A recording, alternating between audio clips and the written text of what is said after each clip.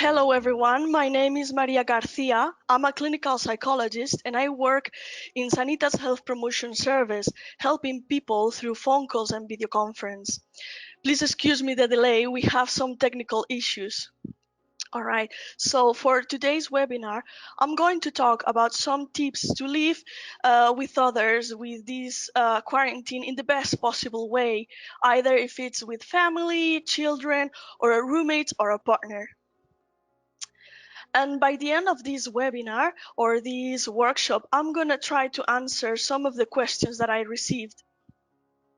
Okay, the first thing I want to mention is that it's going to be very, very important to check our own perspective on this situation. I mean, how are we facing the quarantine and this uncertainty situation? Because depending on this perspective, the outcome is going to be either our growth or a growing outcome, or it's going to be more about this stress. So depending on how are we on the things that we are focusing on, it's also gonna we are also gonna have a different type of coexistence during the quarantine. For example, it's not going to be the same if I am focusing on the negative things and the catastrophic things that it's happening and all the negative possible things that it could happen. It's not going to be the same if I am focusing on the things that depend on me or the things that are positive or just going well, because sometimes whenever we are in a difficult situation we tend to just pay attention to one part of the situation, and normally we tend to pay attention to the negative things, and these negative things are going to affect in the way that we face the difficulties that it might come, or just the things that we struggle with. So it's going to be important and very, very helpful to analyze our perspective and how are we coping with this situation, because of course we can choose and we have no control on the situation we have to face or the crisis we are experiencing, but we have control and we can decide on how are we going to face it. All right, and this is a very important thing that I really want to mention. The second tip I want to talk to is about the importance of having a routine. I'm sure that all of you already have here how important it is to have a routine. But when I am talking about having a routine, I'm not saying it because we have to be very efficient and we have to be very productive or very fit or anything like that. Let's be realistic, all right? But having a routine is going to help us a lot, because it's going to help us to focus on all the things but the situation or the negative things that might happen. And also having a routine is going to help our brain to process our emotion in a more effective way, and also in a positive way, because whenever we have a routine or a schedule and our mind is focusing on different tasks, that also is going to help us feeling more productive and just feeling better with ourselves.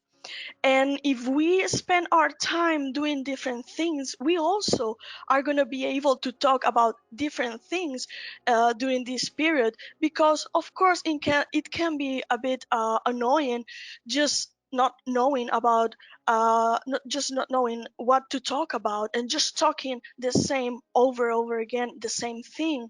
And especially if we're talking over again of the COVID-19, the situation, the news. So having a routine is going to be really, really helpful. Um, so having a routine is going to help each one of us to regulate ourselves in a more effective way, uh, because it's going to help us to focus on all the things, that the worries, that the stress, the negative thoughts, as I mentioned before. And in the end, all of it is gonna can cause us conflict with other people we're living with. if I'm experiencing negative emotion, or uh, if I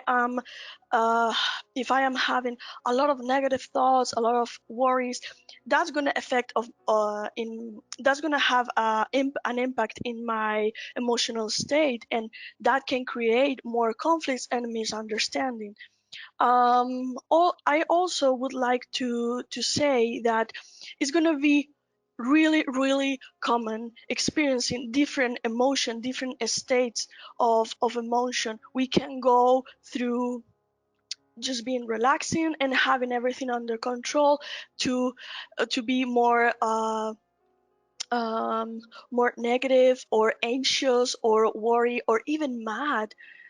So let's have a realistic expectation about our own emotions, all right? Because it's gonna be really common to experience different emotion, and it doesn't have to be a specific thing, a specific trigger, okay? Because sometimes people expect to identify a specific trigger that justify their emotion, and in a situation like this one, it's probably not gonna happen. We probably are not gonna be able to identify a specific trigger for our different emotions, and that's okay.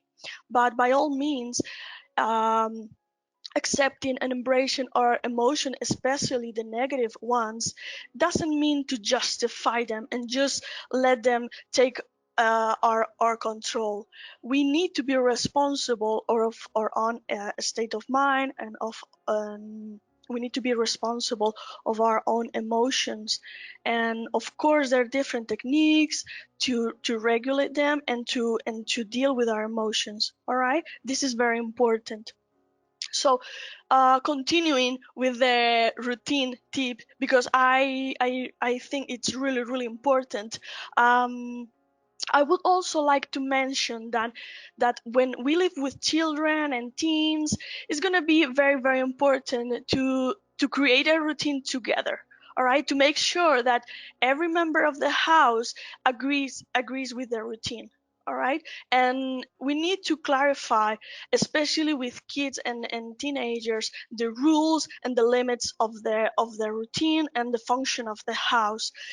That can lead us to some conflict and to some discussions, and but it's really, really important to clarify this and to make sure that everyone in the house understands it, all right, and agrees with it.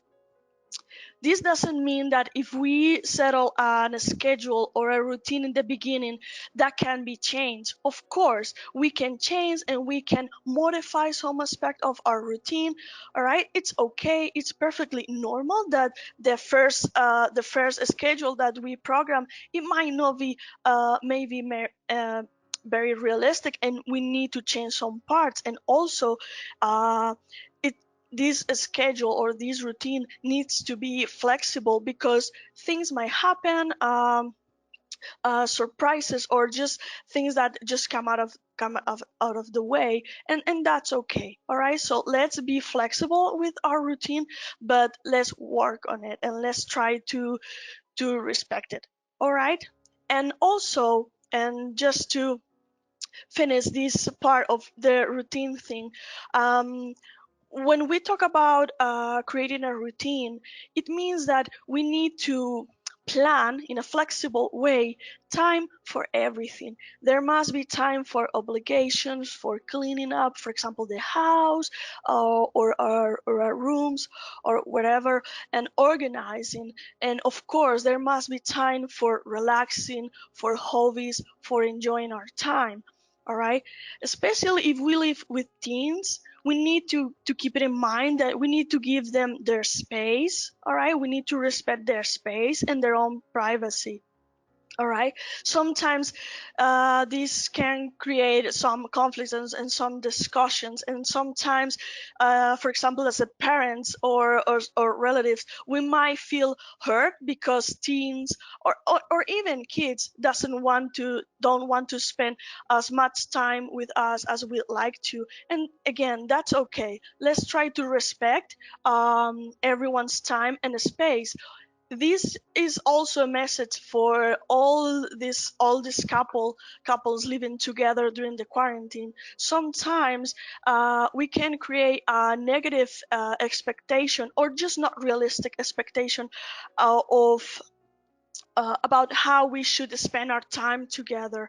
So let's be realistic, and let's give each one of us the space and the time we need.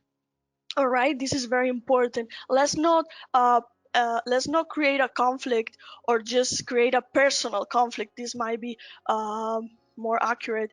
If our partner or a kid, or our kids doesn't want to spend as much time I would like to, again, during this routine in our daily basis, there must be time for everything. Time to share, time to obligations, and times to ourselves. And we need to respect that and also encourage that. All right. I was talking before about having realistic expectation, and I would also like to mention that conflict and misunderstanding are part of the human nature and relationships. So it's not realistic expecting having no discussions, nor misunderstanding, or just not any problem at all during this situation. When we spend a lot of time together in a limited space, conflict just uh, are just as expectable. It's going to happen. This doesn't mean that the problems we are facing, or the misunderstanding, uh, will be huge, and just something that we are not able to manage. Of course not. Let's not go to any extreme. All right.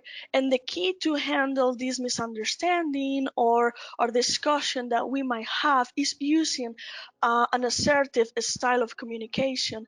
Being assertive means expressing our feelings, our thoughts, our emotion in a positive way. And I'm just acting like this because positive way doesn't mean in a happy, let's say like that, way. I can express my I don't know, my sadness or my irritation in an assertive way. And this is very important, because being assertive means not judging the other, or not attacking the person I have in front of, just expressing how I feel without attacking anyone or being passive aggressive. All right, sometimes we think we are talking in an assertive way, but actually we are a bit passive aggressive, because we are saying something without words, but we are sending another message with our face, or a corpo or body language. All right, so very important, trying to express our feelings in an assertive way. Okay? Also, to face the possible discussions, or misunderstanding, it's going to be very important to activate our empathy. Let's try to be as empathic as ever, in a possible way. Let's try to put ourselves in the other person's shoes, to understand that it's uh, to understand their emotions, and try to understand that they are, of course, also dealing with the quarantine. And maybe the person I have in front of me, or the person I'm living with, are not experiencing the same feelings, of course, because each one of us are going to experience it in a different way, in an individual and personal way, and that's okay. And maybe we can experience same feelings, but in different times. This is also okay. That's why it's so important being able to communicate in a assertive, empathetic way. And also, we need to listen, but we need to listen without judgment and without jumping to any conclusion, because sometimes, especially when we are having a very intense emotion, we try we are kind of we're trying to listen, but we are not really listening, because we are not paying full attention to the other person, what the other person is saying to us. We are already thinking, we are already judging, and we are already jump into an assumption about what is going on.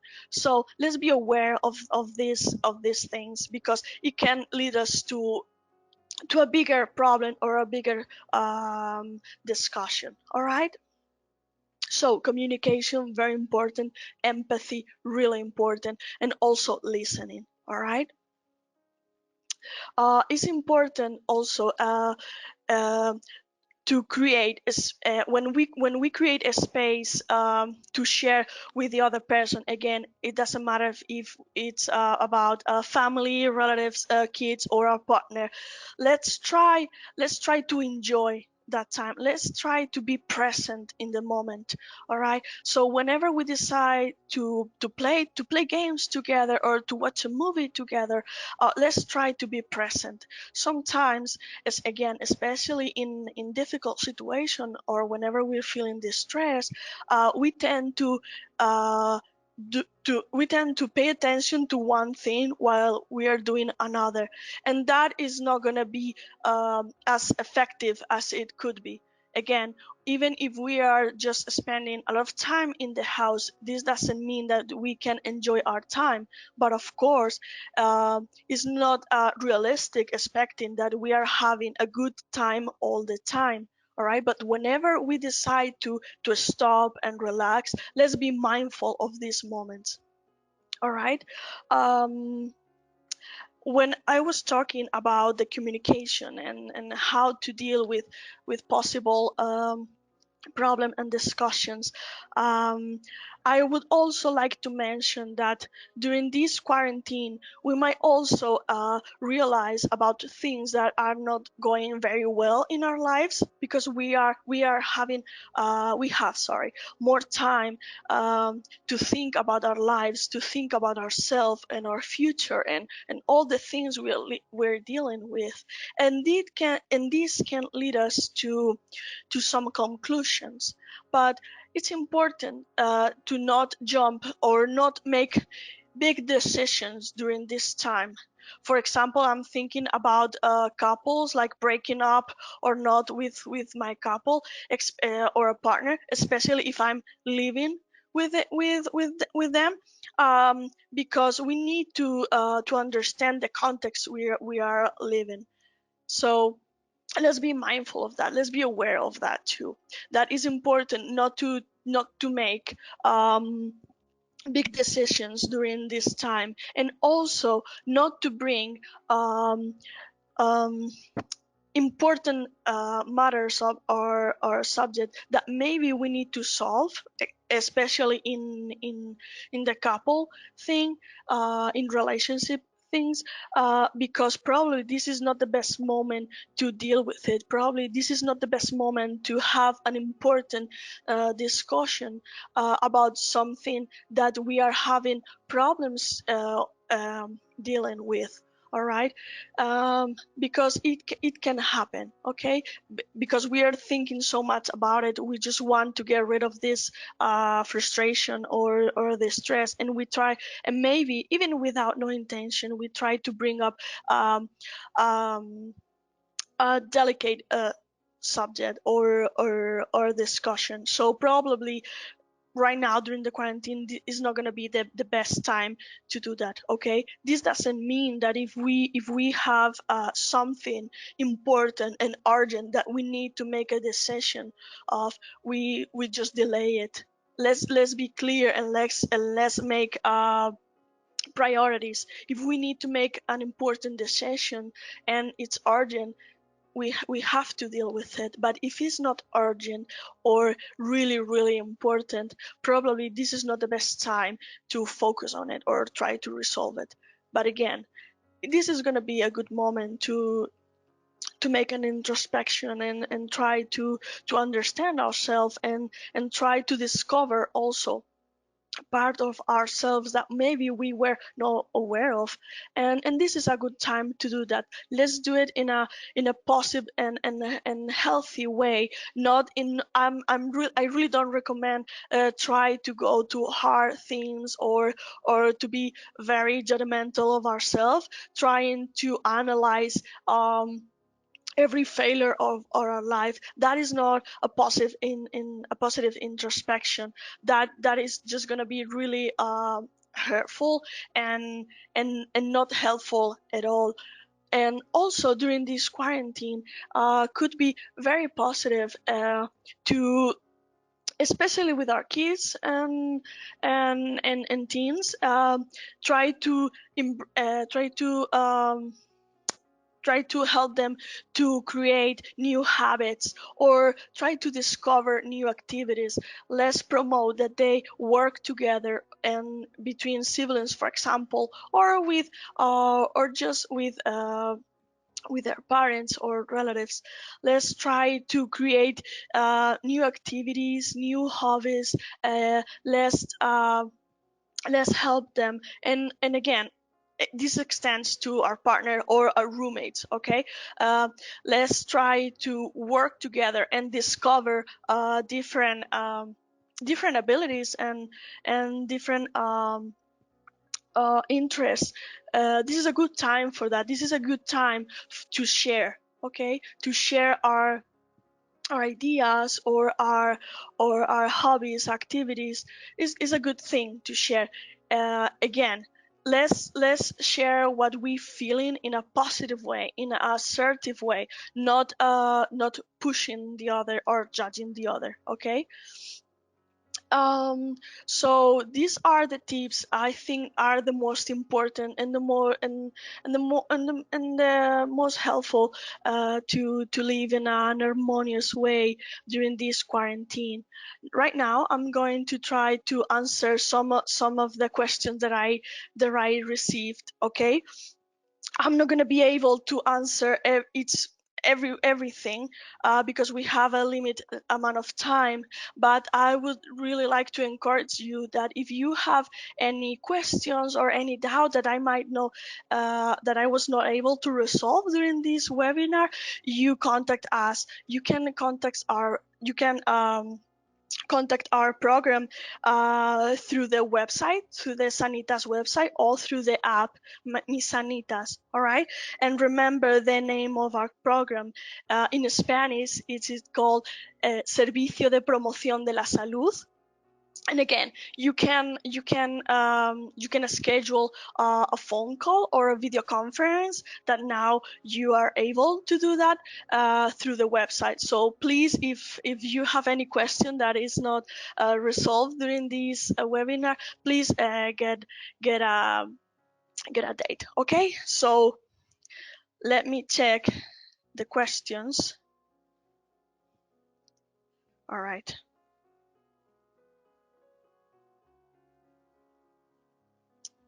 Right, here I have one.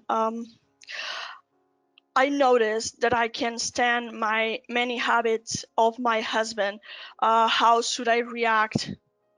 Okay, like I was saying before, the the frictions and the misunderstanding and some things that we don't like of the other might happen or might just go out of the surface in a more noticeable way, and it's important to express how we feel about the things surround us, but let's do it in a assertive way. And whenever we try to send a critic, whenever we try to change something, we need to be careful and we need to choose the moment. We need to choose a good moment. For example, it's probably not a good idea trying to talk about something that annoys me of the other person in a moment where the other person is just feeling sad or feeling anxious or being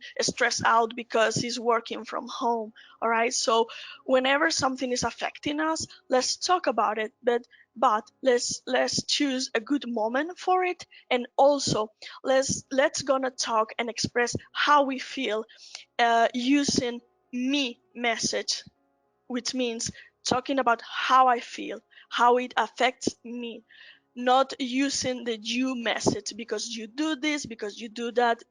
All right, this is important because if we start saying like because you do this, because you do that, and because what you do is wrong or something like that, it's just gonna create a bigger space between me and the other person, and this is just gonna create a bigger conflict.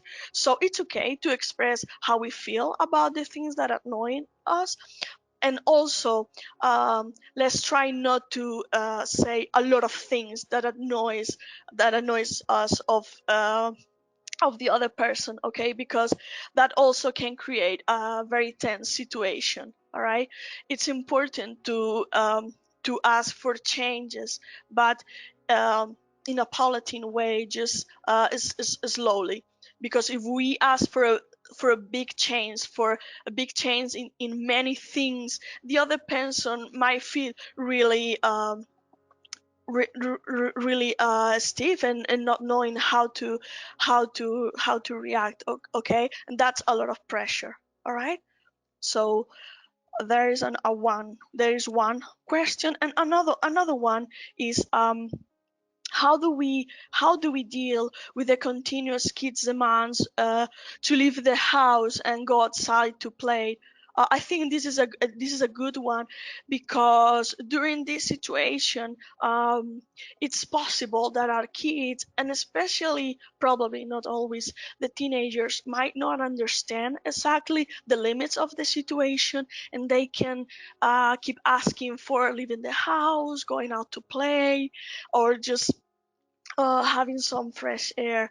I think that this is a common problem. This could be a common problem, and the best tip I could give you for this is to sit down and explain your child or your teen what's going on with the situation. Of course, let's adapt the information to the age, to the kids' understanding. Let's give them the information adapted to their knowledge. Okay, but let's explain them. Let's gonna explain them the limits, what's going on. And for example, if we have uh, tiny kids, I don't know, around 3 or 4 years, or even two, we probably need to explain them in a very simple way, and it's going to be really helpful using games. All right, for example, now that it's possible to leave the house with the children, to prevent that they touch their face or touch other objects, we can use games. We can turn leaving the house into a game, so they can deal better with it. And also, I think it's very, very important to be honest with our kids, and also to to empathize with them, and to listen them very carefully, so they feel understood. All right, this is very important. So explain the limits, and listen to them, listen their worries, and their thoughts, because sometimes we think that the kids are not paying attention, and also the teenagers, we think that they are not paying attention, or we think that they understood everything um, at the first try, and then we notice that it's not like that, and that's okay, and that's normal. So our jobs as adults is guarantee that they understand the situation, and that they don't create um, crazy ideas or very negative ideas of what is going on. Okay. um Also, talking about kids and teens, I think it's very important to reward them. I think it's important to pay attention to the things that they are doing well, even if it's common things or daily basis things. Rewarding is a very important thing during the childhood, and also in the teen years. So let's, from now and then, and as often as possible, let's reward them. And when I say rewarding, I don't mean with things or with object. For example, for children, attention is a big rewarding. So just saying like, hey, you're doing so great, baby. You're doing so great. I'm really proud of you. You're working really hard, and you are following all the rules. You are doing great, baby. Very good job. High five. something like that, as simple as that, is going to be really helpful for them. So please keep that in mind. Reward are the people we are living with, also with our relatives, if we're living with our parents, with our elders, and with our partner. Let's try to reward the efforts that we do in our daily basis. And also for ourselves, it's important to reward ourselves and to value the things we do and all the efforts that we are making. I think that's an important thing too, and that also is going to help to live together in a more an harmonious way. Another question that I have is, okay, um, should I make any decision about my relationship during the quarantine? Like I was saying before, probably this is not a good moment to make a decision. But I would say, what I would say about the relationship matter is that if we are gonna make a decision, we should be aware of the consequences of it. Of course, we can predict the future with 100% precision, but we need to be aware of the consequences of our decisions. And I think it's important to measure it and to make sure that we don't hurt um, in an unnecessary way the people we live with. But if, for example, if I have a decision very clear in my mind and the situation is just unbearable, uh, maybe is a good thing to make a decision. But again, I feel that whenever we make a decision of that magnitude, we need to be very aware of the consequences, and we need to take the responsibility of our decision. All right. Um, all right. Another question that I have is it good to have our own private time during the quarantine? I feel my partner sometimes gets mad if we don't spend the entire day together doing stuff together. Of course, like I was saying before, of course it's important to have our own private time, and it's important, I think, that it's healthy for the relationship to have private time and individual time. I know it might be a bit difficult if we live together, especially in a small place. Sometimes we might feel that we have no privacy, and the lack of privacy can create a stress and some conflicts and discussions. I think that if we need this privacy and we feel like we don't have it, we can talk about it. Again, talk from an assertive perspective. All right, talk in an assertive way, um, and also in a positive way in terms of asking and promoting a change, but without judging the other person or attacking them. Okay. But of course, it's and I think that it's also positive to have your own space. But again, I think it's very important to talk about it, especially if we are living just with another person, because the way I see something, and whenever I feel like something it's really common and it's really logic, the other person might experience it in a very different way. That's why communication is so important, and that's why we need to send the same message with our voice and with our words and with our words, and send the same message with our body language. Okay, so there's no misunderstanding. All right, and the last question I have is it correct to ask the children for help to clean up the house, or should I just leave it like this and clean up all by myself?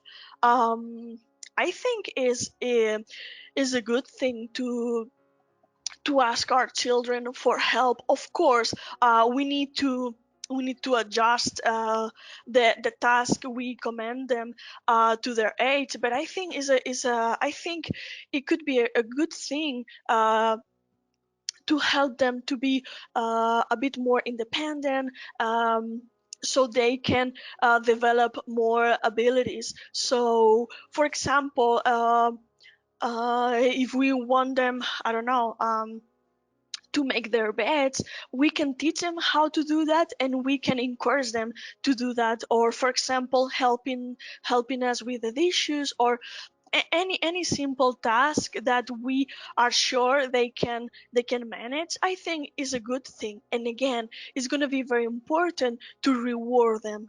All right, reward them for the effort and for the good job done. All right, but I think it's a good thing.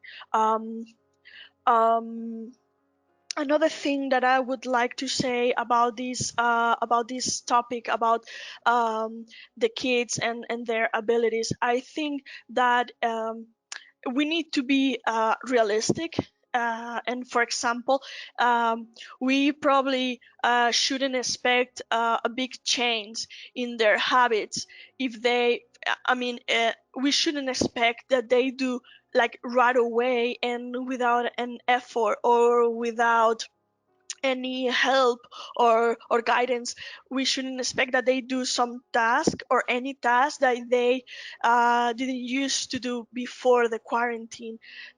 This that makes no sense. We should have realistic expectation.